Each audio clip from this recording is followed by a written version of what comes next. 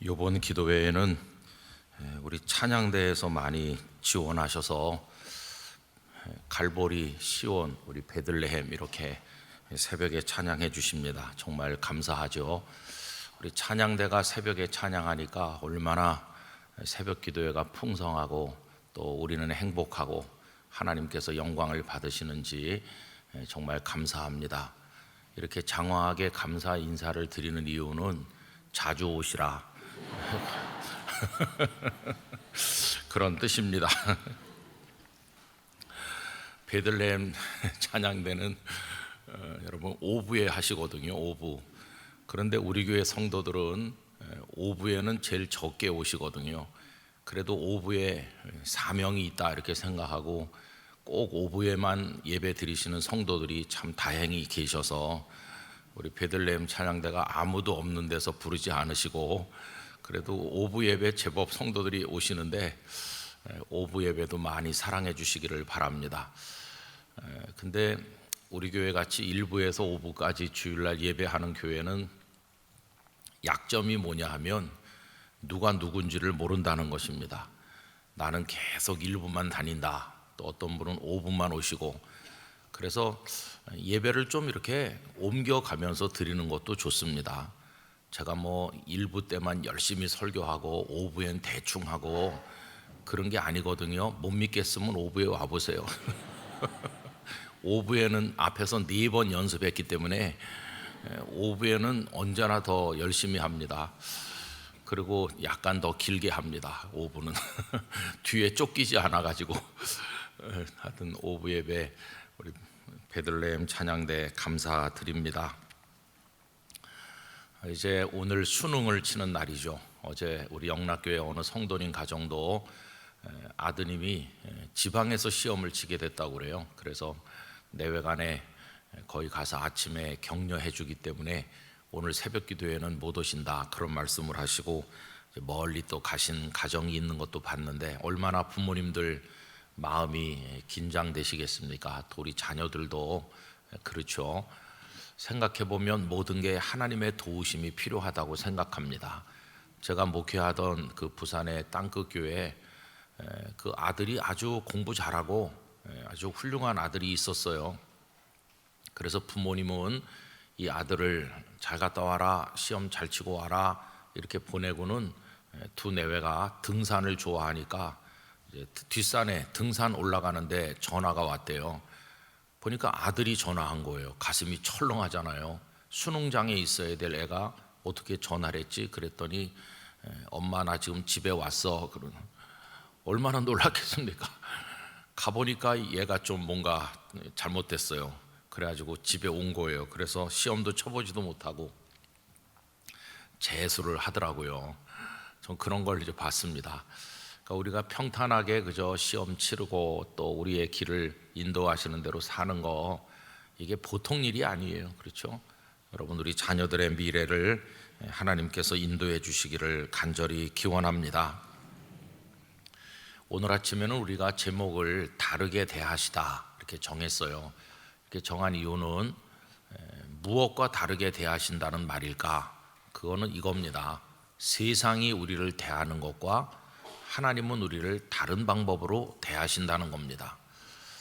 방금 전에도 시험 치는 이야기를 했습니다마는 세상에서는 몇 점 이상 이렇게 우리를 대합니다.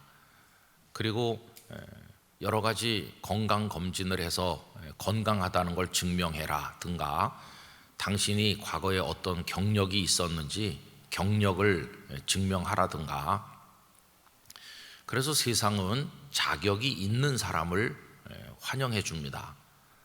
언제나 그렇죠. 더군다나 이 복음이 처음 등장했던 로마 시대는 강한 자가 살아남는 시대였습니다. 전에도 말씀드린 것처럼 로마 장군이 그 아내에게 보낸 편지가 남아있다고 하지 않았습니까? 이 장군이 전선에 나가는 거죠. 병사들과 함께 나가는데 아내가 아기를 임신한 걸 알고 이제 남편이 전선에 나가는 겁니다. 그때 전선은 뭐 저 멀리 로마 제국이 영토가 워낙 넓으니까 저 변방에 나가게 되면은 뭐 1년 있다 올지 2년 있다 올지 잘 모르는 그런 장기 전쟁을 하곤 하는데, 이 장군이 집 소식이 궁금하거든요. 아내가 아기를 가졌는데 남자아이를 낳는지 여자아이를 낳는지 그런 게 참 궁금하잖아요. 그래서 이제 아내에게 편지를 보낸 겁니다. 그리고 우리 상식하고는 전혀 달라요. 당신이 아기 가진 걸 알고 전선에 오게 돼서 마음이 좀 무겁다든가 건강하게 아이를 잘 출산하도록 내가 마음을 여기서라도 기도한다든가 뭐 그런 게 아니에요. 그 남편이 보냈다는 편지는 만약에 나처럼 장군이 될 사람이 아니면 내가 집에 돌아가기 전에 없애라, 그게 편지 내용이에요. 그러니까 여자아이를 낳았든지 아니면은 남자아이를 낳았어도 애가 근골이 튼튼하고 앞으로 잘 키우면 창칼을 휘두를 장군이 될 만한 그런 아이면은 키우고, 좀 빈약해 보이면 나 도착하기 전에 없애라는 거예요. 이렇게 잔인한 편지가 세상에 있을 수 있겠습니까? 근데 그게 하나도 이상하게 생각되지 않았던 게 로마 당시의 모습이거든요. 우리가 종종 영화에서 보는 것처럼 그 글래디에이터 유명한 영화도 있었는데 막 우락부락한 사람들이 나와가지고 상대를 죽이고 나는 살아남는 검투 경기를 이제 하는 거잖아요. 이게 힘을 상징하는 거죠. 그냥 문자 그대로 강한 자만 살아남는 겁니다. 강하던가 아주 지략이 뛰어나던가 뭔가 어느 영역에서는 강해야 살아남는 거예요. 그런 시대에 사람들이 한 번도 보지도 듣지도 못한 사람을 대하는 방식이 저 팔레스틴 총구석에서 예수님이란 분에 의해 등장한 거죠.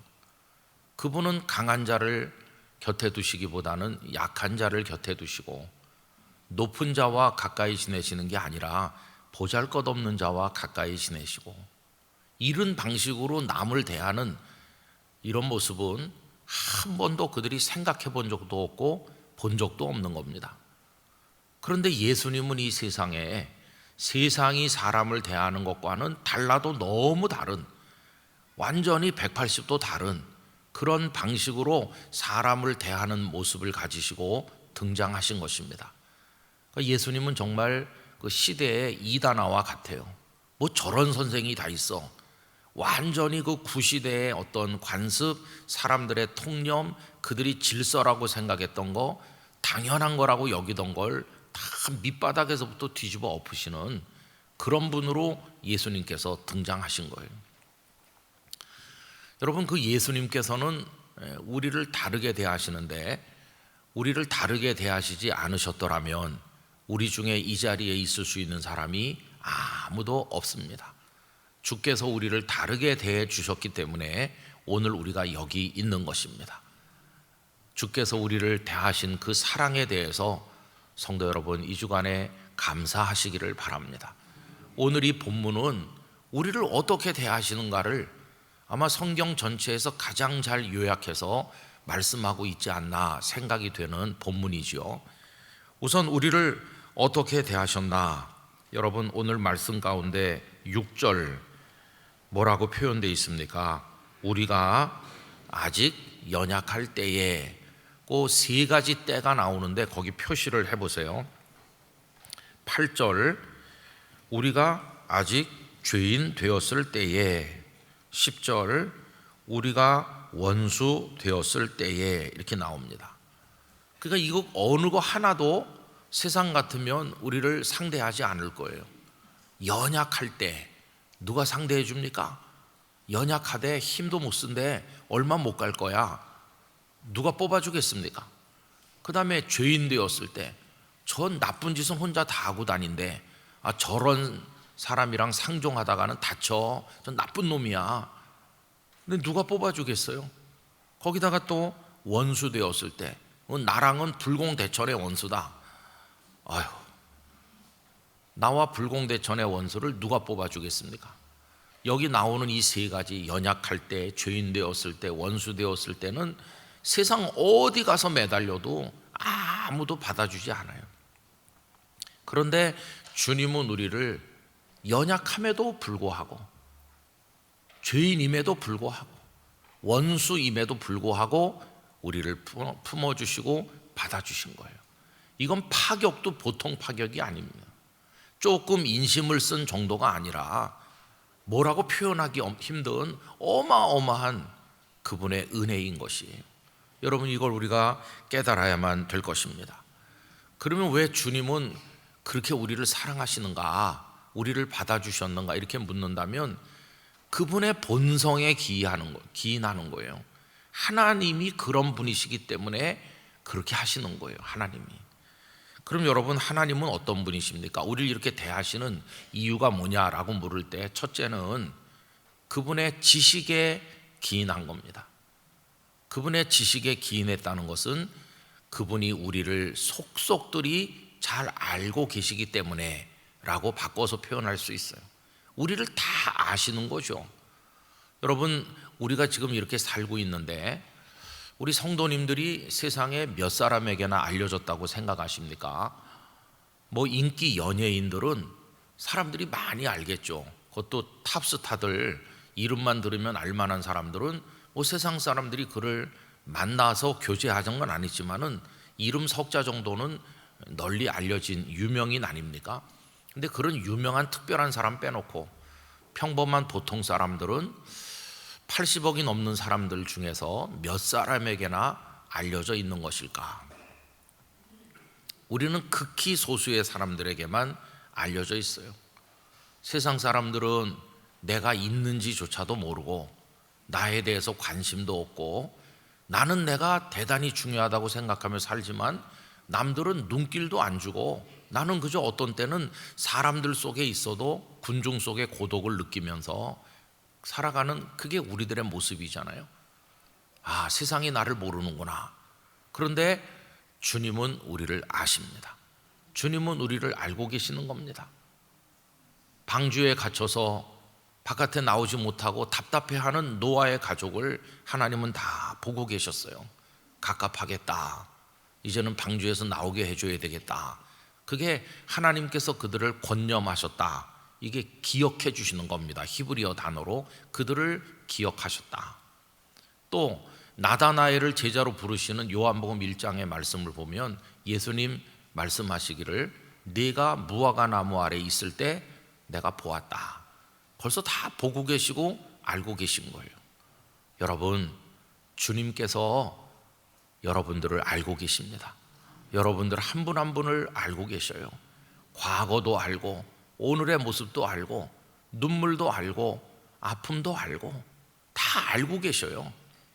주님이 우리를 알고 계시다는데 기인하는 건데, 그럼 우리의 어떤 모습까지 알고 계시냐 하면은 우리가 한없이 연약하다는 거 다 알고 계셔요. 이게 감사한 겁니다. 아, 저 녀석이 좀 노력하면 잘할 수 있을 걸, 이런 생각을 하신다기보다는 오히려 아무리 해도 저 녀석은 안 될 거야. 자기 딴에는 뭐 노력한다고 하지만 난 다 알아. 저 김 목사 저거 아무리 애써도 안 된다는 건 내가 알고 있어. 알고 계신 거예요. 아무리 길을 써도 못한다는 거를 알고 계시기 때문에 주님은 저 녀석 혼자 못하기 때문에 내가 한 손 내밀어서 붙들어 줘야 되겠다, 이렇게 하시는 거예요. 그게 하나님의 본성에 기인한 우리를 대하는 방법이에요. 우리의 연약함 알고 계시고 우리의 무능함 다 알고 계셔요. 왜 예수님을 통해서 영생을 우리에게 주시는 겁니까? 아무리 우리가 보약 먹고 뭐하고 아무리 노력을 해도 우리가 이 땅에서 영생할 수 없다는 거 아시기 때문에 당신께서 영생을 주시는 거예요. 여러분, 요즘에는 온갖 방법을 통해서 건강 정보가 흘러 넘칩니다. 저도 깜빡깜빡합니다. 그래가지고 작년엔가 집에 가가지고요, 이렇게 문을 열고 집에 들어가려고 이렇게 뽁뽁뽁 눌렀는데 안 열리는 거예요. 그래가지고 왜 그러지? 그러면서 또 다시 했는데 또 안 열렸어요. 한 서너 번 하니까 완전히 차단됐어요. 그래서 다시 교회로 와서 주께서 교회에 있다 오라 그런가 보다, 다시 교회로 왔어요. 제가 그런 사람입니다. 그래서 저번에 그 포괄적 차별금지법 그 반대하는 진평위원 제가 대표를 맡고 있어서 거기 실행위원회 갔다가 거기 위원 중에 세브란스 병원 정신과에서 유명한 의사로 계시다 은퇴하신 장로님이 계셔요. 그분은 이제 병원을 개업하셔서 은퇴하시고 이제 개인 병원을 하시면서 동성애에 빠진 사람들을 상담해서 거기서 나오도록 하는 그런 귀한 일을 하고 계신데, 제가 그 장로님에게 조만간 아내랑 같이 한번 가겠습니다. 가서 좀 한번 어떻게 되고 있는 건지. 그리고 이제 어디 뉴스 같은 거 보면은 뭐 치매에 놀라운 효능을 보이는 뭘 발견했다, 그런 게 눈에 확 뜨이는 거예요. 다른 글자는 안 보이고 치매 그러면은 글자가 얼마나 크게 보이는지. 여러분은 그런 생각 안 하세요? 아마 하실 거예요. 다 그런 약간의 우려 정도는 가지고 살고 계실 거예요. 근데 우리가 그러면은 가서 뭐 상담도 하고 뭐 약도 먹고 뭐 하면 그럼 뭐 멀쩡합니까?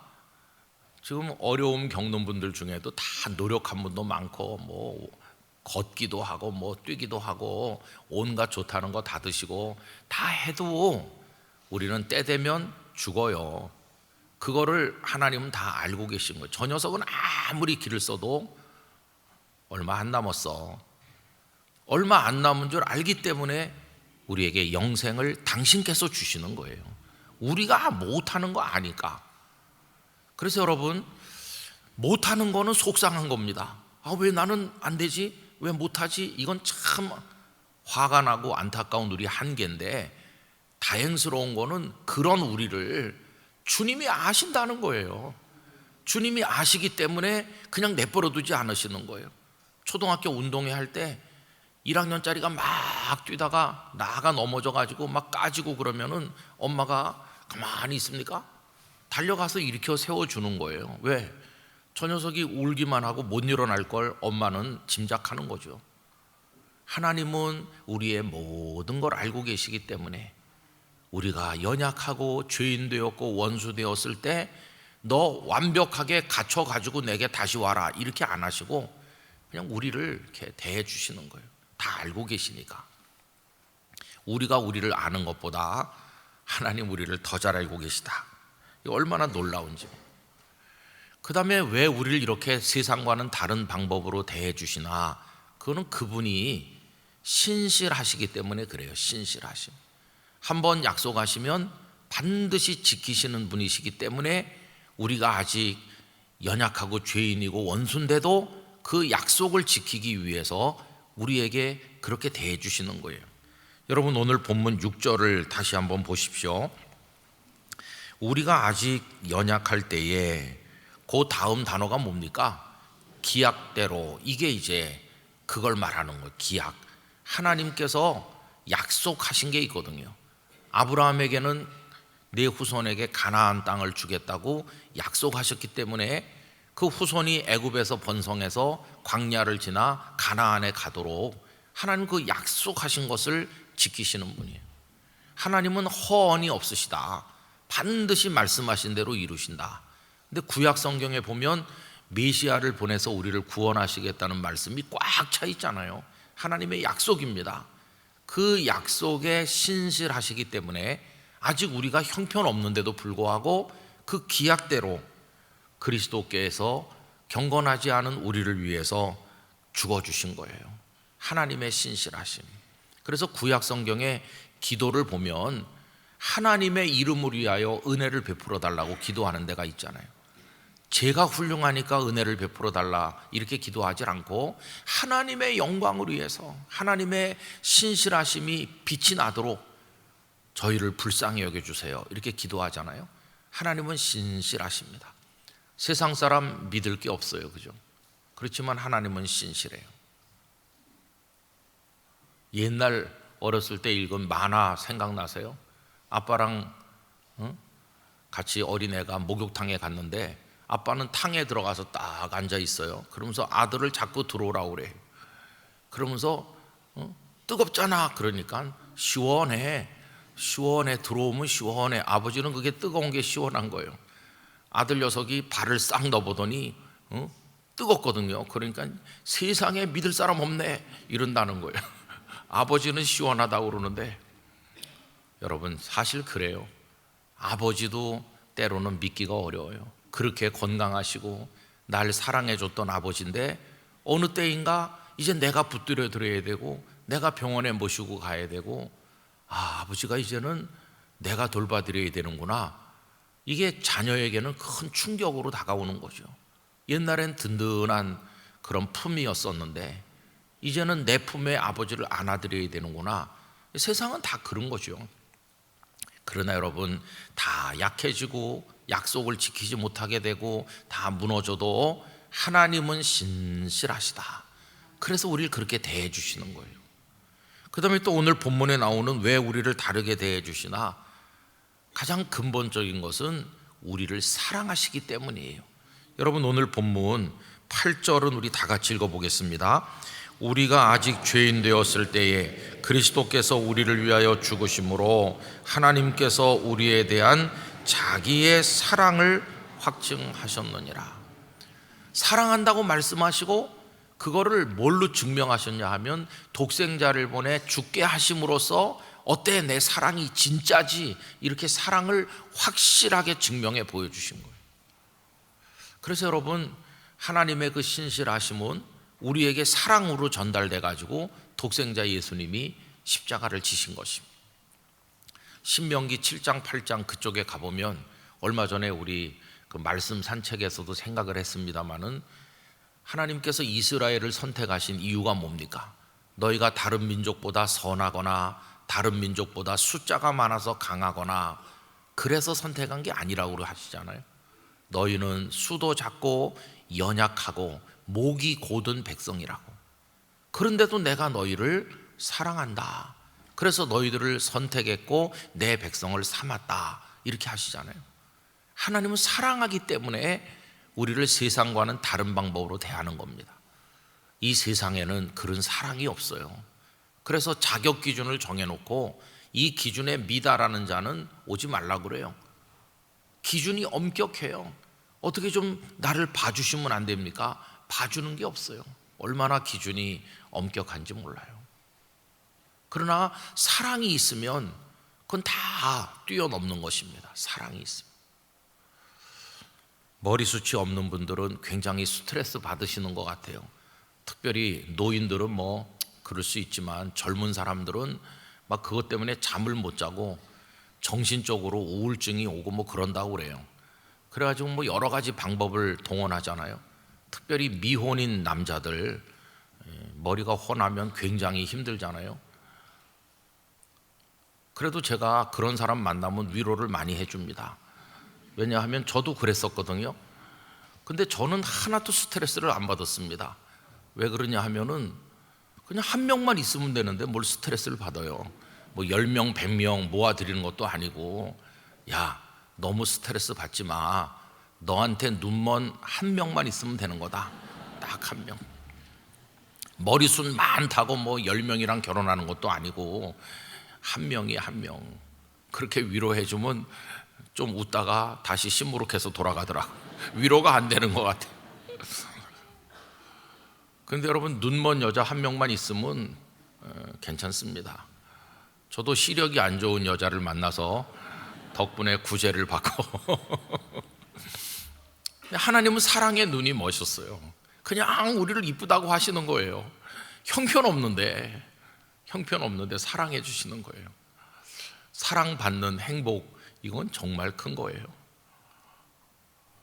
주변에 보시면 자식들을 사랑하는 부모님들을 많이 볼 수 있잖아요. 아이고 내 새끼 그러면서. 근데 객관적으로 보면 뭐가 사랑스럽지? 그렇게 여겨지는 애들도 있어요. 그래서 옛날에 우리 신학교 다닐 때 목회 실습할 때 고참 선배 목사님들이 은퇴하시고 그런 분들이 오셔서 얘기를 많이 들려주시는데 그런 게 도움이 많이 되더라고요. 근데 그 돌아가신 청량리 중앙교회 임택진 목사님은 총회장도 지나시고 정말 훌륭한 인품을 가지신 목사님이신데 그분에게 한 1년 이상 배웠습니다. 목회 현장에 나가면 성도를 어떻게 대해야 되는지. 정말 구수하고 재미있는 시간이었는데 그분이 강조한 게 이겁니다. 신방 가면 네 눈으로 보면 안 된다는 거예요. 모두가 다 사랑하는 사람들이니까 그걸 고려해야 된다는 거예요. 신방 가보면 어떤 집 아기는 정말 예쁜 아기가 있습니다. 인형같이 이쁘고 아주 아기인데도 잘생긴 아기가 있잖아요. 근데 신방 가서 보면은 영 아닌 아기도 있어요. 각도가 좀 잘 안 맞고 이게 높이가 좀 안 맞고 그런 아기도 있다는 거예요. 그럼 가서 정직한 하나님 앞에 정직하기 위해서 아유 아기가 좀 마음 아프시겠습니다, 이렇게 말하면 안 된다는 거예요. 그 목사님 말씀은 네가 신방 가서 네 눈으로 보면 아기가 좀 이렇게 그렇지만 엄마의 눈으로 봐야 된다는 거예요. 그 엄마는 그 아기를 세상에 누구보다 사랑하기 때문에 신방 간 사람은 그 엄마의 마음을 읽어야 된다는 거예요. 목사님 우리 아기 잘생겼죠? 막 그러는데 제가 정직하게 말씀해 드리겠습니다 그러면서 착각해서 깨어나시기 바랍니다. 이렇게 하면은 그게 안 된다는 거예요. 그래서 칭찬할 게 없으면 칭찬할 게 없어 보이는 애기도 있을 거 아니겠어요? 그럼 하나님의 축복이 아기에게 있을 겁니다. 이렇게 격려하고 그 녀석이 튼튼하겠네요, 이렇게 얘기하고 하나님을 잘 믿게 생겼습니다, 이렇게 말하든 어떻게 말하든지 어머니가 아기를 사랑하니까 그 사랑이라는 걸 이해해서 신방해 주라, 그렇게 얘기를 우리한테 많이 하셨어요. 여러분 그 처음에 들을 때는 웃기만 했어요. 그냥 웃다 말았는데 나중에 정말 목회를 해보니까 그 속에서 하나님의 사랑을 알게 됐어요. 하나님께서 마치 엄마가 아기를 이건 세상에서 제일 잘생긴 내 아들이다 이렇게 안고 있는 것처럼 하나님께서 우리를 그렇게 안고 계신 거예요. 못 낳는데 하나님께서 아이고 김 목사 아무개 집사 사랑한다 이러고 계신 거예요.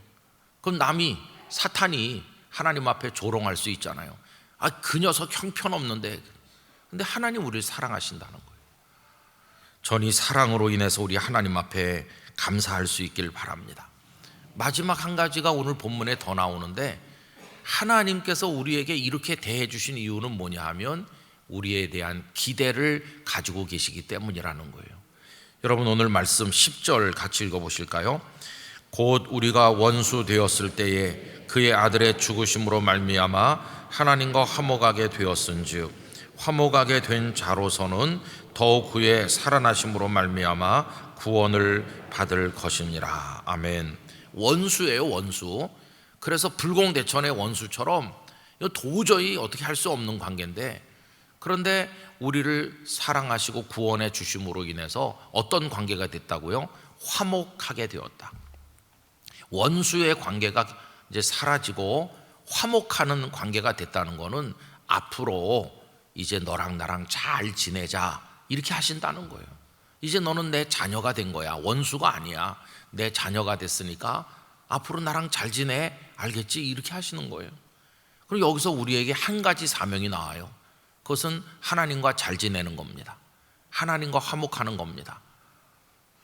여러분 스펄전 목사님의 설교 중에 이런 게 있어요. 위대한 성도가 할 수 있는 위대한 일이 뭐냐? 가장 위대한 일은 하나님과 잘 지내는 거다. 하나님과 화목하는 거다. 하나님의 품을 떠나지 않는 거다. 하나님 사랑하는 거다. 그냥 그 안에서 재롱 부리고 하나님의 품 안에 사는 게 성도가 할 수 있는 가장 위대한 일이다. 여러분 2살, 3살짜리 갓난아기가 엄마에게 할 수 있는 최대의 효도가 뭡니까? 주는 거 잘 먹고 방실방실 웃으면서 엄마 주변에서 놀고 있으면 그게 엄마에게 할 수 있는 최고의 효도를 하는 거죠. 그 꼬마가 엄마 잠깐 나갔다 오겠습니다. 뭐가 필요하십니까? 이러기를 기대하는 엄마는 세상에 없어요. 그냥 여기 있으면 되는 거예요. 여기 내 앞에. 하나님께서 우리에게 원하시는 것도 그걸 기대하신다는 거예요. 네가 연약하고 네가 죄인이고 네가 원수 됐음에도 내가 너를 이렇게 해주는 거는 아무것도 너한테 바라는 거 없다. 그냥 너 여기서 내 품에서 놀아라. 이게 화목하게 지내자고 하시는 우리를 향한 하나님의 기대가 있기 때문이라는 것이. 여러분 저는 복음이 왜 세상에 잘 접목이 안 되고 갈등을 일으키나 이런 생각을 해봅니다. 근데 근본 원인이 있다는 걸 알 수 있어요. 그 뭐냐 하면 아까 서두에 말씀드린 것처럼 이 세상은 자기 나름대로 사람을 대하는 힘에 의해서 어떤 자격에 의해서 거기 길들여져 있는 세상이에요.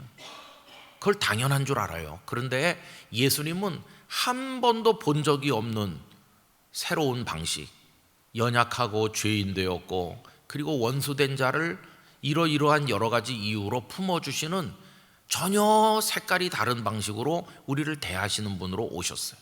이게 물과 기름처럼 오늘날도 섞이지 않는 거예요. 그래서 사실 여기서 마음 아픈 일이 많이 생깁니다.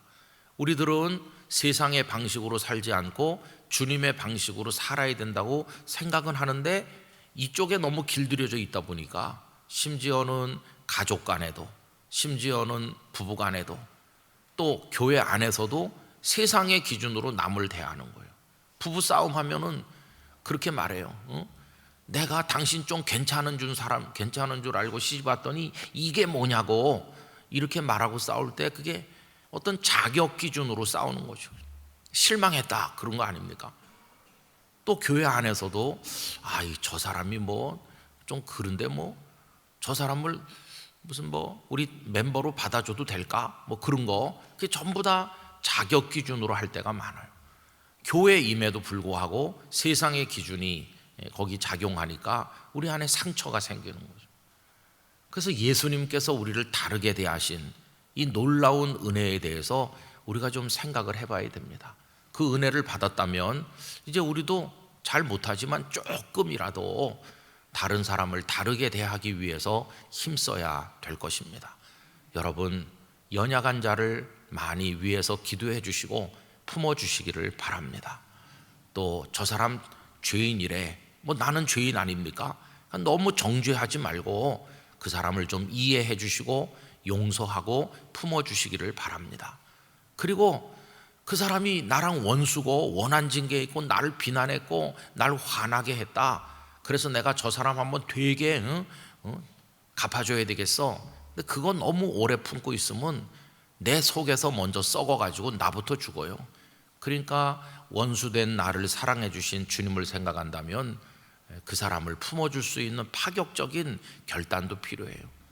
우리가 먼저 손을 내밀어야 되는 거죠. 여러분, 우리를 다르게 대하셨다. 오늘 아침 이거를 마음에 새기면서 우리 주님 앞에 깊이 감사하시기를 바랍니다. 또 감사하신다면 자랑할 게 없다는 것도 알게 될 것입니다. 자랑할 게 없죠. 연약할 때 사랑받았고 죄인일 때 용서받았고 원수된 나를 품어주셨어요. 뭘 자랑하겠습니까? 입이 100개 만개라도 할 말이 없는 거죠.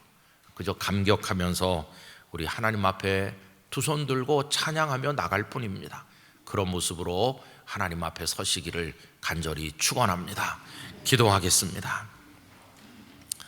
아버지 하나님, 세상이 우리를 대하는 것과 판이하게 다르게, 전혀 다르게 색다른 방식으로 저희를 대해 주셨습니다. 우리가 연약할 때, 죄인 되었을 때, 원수 되었을 때 하나님의 선한 본성으로부터 나오는 여러 가지 이유로 인하여 저희들을 구원하여 주셨습니다. 이제 저희들이 하나님의 품 안에 머무르는 하나님의 사랑받는 자녀가 되기를 원합니다. 주여, 깊은 감사로 하나님 앞에 서게 하여 주옵소서. 오늘 수능 치릅니다. 우리 자녀들에게 지혜, 좋은 컨디션, 그리고 마음의 평안 허락하여 주시옵소서. 두려워하지 말게 하여 주시옵소서. 인생의 미래가 하나님의 손에 있음을 믿게 하여 주시옵시고 우리 자녀들 통해 위대한 하나님의 사람들을 일으켜 세워 주시기를 원합니다. 고생한 부모님들을 위로하여 주시옵시고 하나님, 그 가족들이 복을 받게 하여 주옵소서. 오늘 베들레헴 찬양대가 하나님을 찬양했습니다. 하나님 앞에 천국의 찬양대원이 되는 그날까지 평생을 찬양의 사람으로 살아가고 성도들에게 은혜를 끼치며 하나님 높이게 하여 주옵소서. 이 새벽에도 수고한 모든 분들 위해 함께하여 주옵소서. 주 예수 그리스도의 은혜와 하나님 아버지의 사랑과 성령님의 교통하심이 모든 성도들 중에 영원히 함께하시기를 축원하옵나이다. 아멘.